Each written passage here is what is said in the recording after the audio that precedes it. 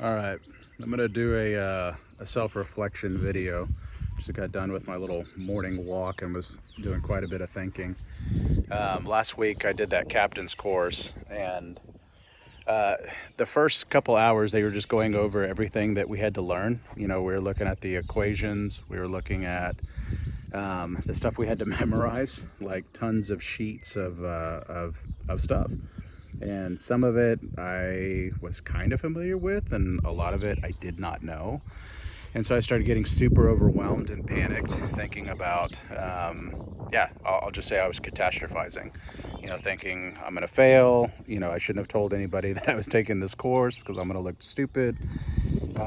And went into full panic and started like figuring out what I was going to look like if I was going to have to take the class again.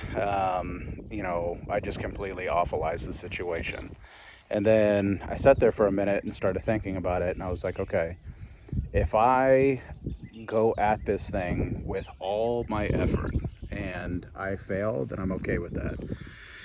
But if I half-ass this thing and I fail, right, I'm going to beat myself up about it. But I also know that, I can very easily self-sabotage this thing by not putting all my effort into it. And so, what I recognize is like effort surpasses talent far more often. I like things to be easy.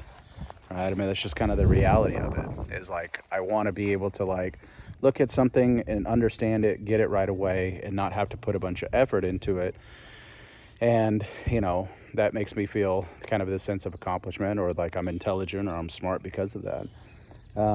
I don't want to have to put a bunch of effort into learning something. And that's the reason why school took me as long as it did. It's because there's that component of laziness where, I didn't want to work hard. I just wanted it handed to me in some ways.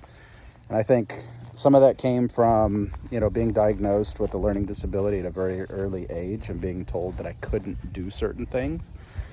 Like that became ingrained in me. And I think that like really affected my core values and character and ethics.